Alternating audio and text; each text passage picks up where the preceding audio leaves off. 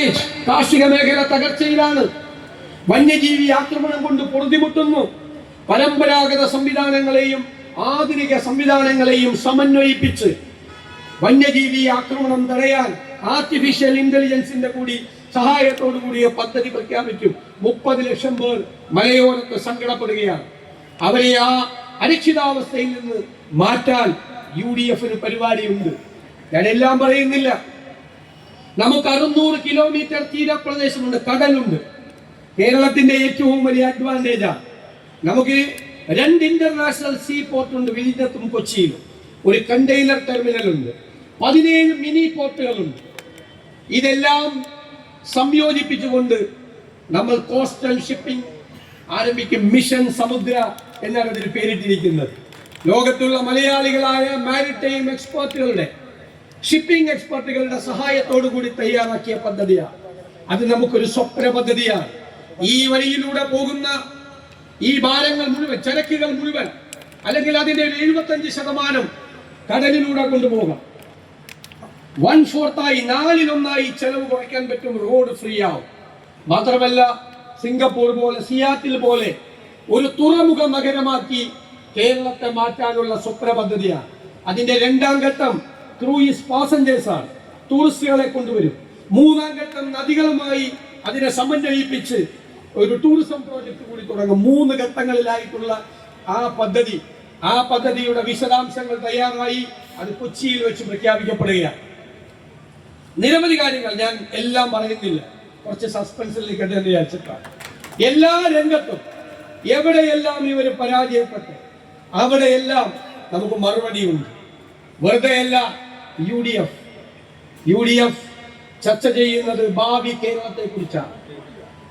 ആദ്യമായിട്ടാണ് കേരളത്തിന്റെ ചരിത്രത്തിൽ ഒരു പ്രതിപക്ഷം നടത്തുന്ന യാത്രയിൽ ഭാവി കേരളത്തെ കുറിച്ച് ചർച്ച ചെയ്യുന്നത്. രാഷ്ട്രീയം പറയും നമ്മൾ, രാഷ്ട്രീയത്തെക്കാൾ കൂടുതൽ നമ്മൾ ചർച്ച ചെയ്യുന്നത് ഭാവി കേരളത്തെ കുറിച്ചാണ്. ഇത് നമുക്ക് വേണ്ടി മാത്രമല്ല, വരാനിരിക്കുന്ന നമ്മുടെ തലമുറകൾക്ക് വേണ്ടി കൂടിയാണ്. നമ്മുടെ മക്കൾക്കും കൊച്ചുമക്കൾക്കും കൂടി ഉള്ള ഒരു കേരളം സൃഷ്ടിക്കാൻ, ഇന്ത്യയിലെ 1ാമത്തെ സംസ്ഥാനമാക്കി കേരളത്തെ മാറ്റാൻ കഴിയും എന്ന ആത്മവിശ്വാസം UDF-നുണ്ട്. ഇനി കേരളം പിന്നോട്ട് നടക്കില്ല. ഞാൻ നിങ്ങൾക്ക് വാക്ക് തരുന്നു, UDF-ന് വേണ്ടി വാക്ക് തരുന്നു. കേരളം ഇനി മുന്നോട്ട് കുതിക്കുക തന്നെ ചെയ്യും. ഈ ദുർഭരണത്തെ ഈ തെരഞ്ഞെടുപ്പിൽ കേരളത്തിലെ ജനങ്ങൾ അവരുടെ മനസാക്ഷിയുടെ കോടതിയിൽ വിചാരണ ചെയ്യും. അവരിപ്പോൾ പറയുന്നത് വർഗീയത മാത്രമാണ്. പാർലമെന്റ് തെരഞ്ഞെടുപ്പിൽ ന്യൂനപക്ഷ പ്രേമം അഭിനയിച്ചു. ഗാസയിലെ കുഞ്ഞുങ്ങളെ കുറിച്ച്, പാലസ്തീനിലെ യുദ്ധത്തെ കുറിച്ച്, പൗരത്വ രജിസ്റ്ററിനെ കുറിച്ചൊക്കെ മുഖ്യമന്ത്രി എല്ലാ ദിവസവും സംസാരിക്കും.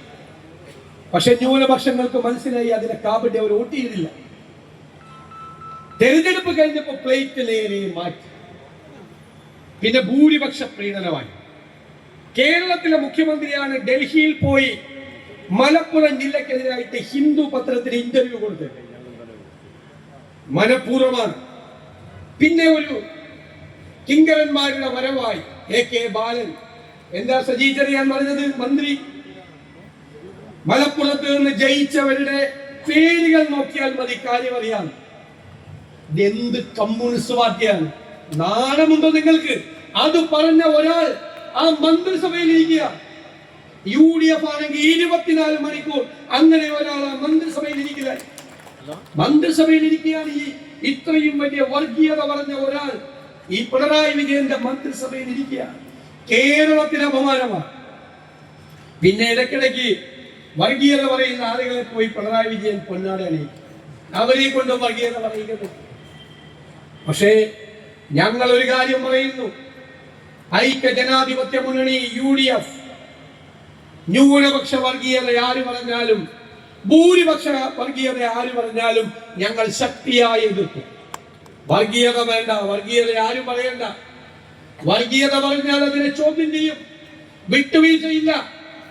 തെരഞ്ഞെടുപ്പിന്റെ പാരമ്യത്തിൽ നിന്നാലും 4 വോട്ട് കിട്ടാൻ വേണ്ടി ഈ വർഗീയ ശക്തികളുമായി UDF കോംപ്രമൈസ് ചെയ്യില്ല. നമ്മൾ പറഞ്ഞല്ലോ പിണറായി വിജയനും VD സതീശനും ഒക്കെ കുറച്ചുനാൾ കൂടി ഉണ്ടാവുള്ളൂ. പിന്നെ ഓർമ്മയാവും, കുറച്ചു കഴിഞ്ഞാൽ ഓർമ്മയിൽ പോലും ഉണ്ടാവില്ല. പക്ഷെ നമ്മുടെ കേരളം ഉണ്ടാകും. നമ്മുടെ കുഞ്ഞുങ്ങളും കൊച്ചുമക്കളുമുള്ള ഈ കേരളത്തിൽ സൗഹാർദ്ദത്തോടു കൂടി അവർ ജീവിക്കാനുള്ള സാഹചര്യം ഇല്ലാതാക്കാൻ ആര് ശ്രമിച്ചാലും നമ്മൾ ജീവിച്ചിരിക്കുമ്പോൾ നമ്മൾ അത് സമ്മതിക്കില്ല. ഇതാണ് നിലപാട്.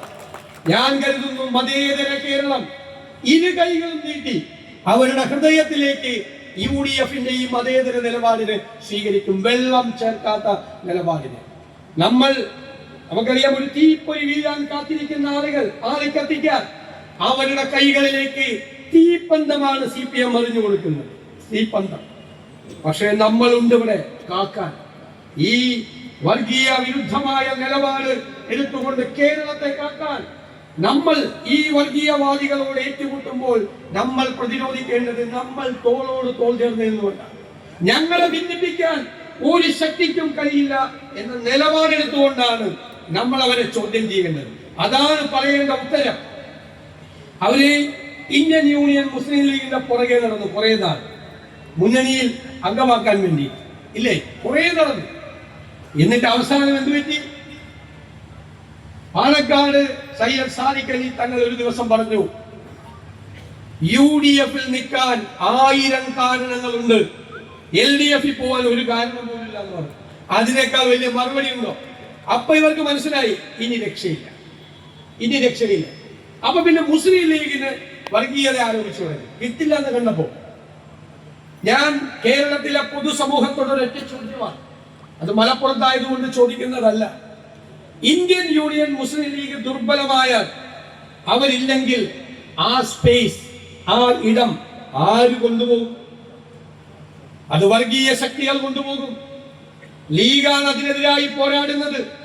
ലീഗാണ് മതസൗഹാർദ്ദം നിലനിർത്താൻ വേണ്ടി വർഗീയവാദികളുടെ കൈകളിലേക്ക് ആളുകളെ പറഞ്ഞയക്കാതെ സംരക്ഷിക്കുന്നത് എന്ന യാഥാർത്ഥ്യം കേരളത്തിലെ പൊതുസമൂഹത്തിന് അറിയാം.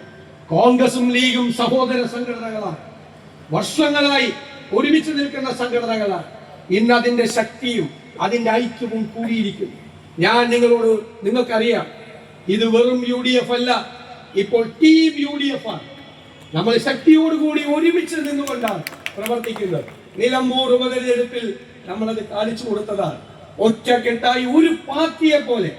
നിയമസഭയിൽ മന്ത്രിമാർ ഞങ്ങളോട് ചോദിക്കും, ഇതെന്താ പല കക്ഷികളിൽ നിന്ന് വന്നവരല്ലേ, ഒറ്റ പാർട്ടിയെ പോലെയാണല്ലോ നിങ്ങൾ പ്രവർത്തിക്കുന്നത് എന്ന്.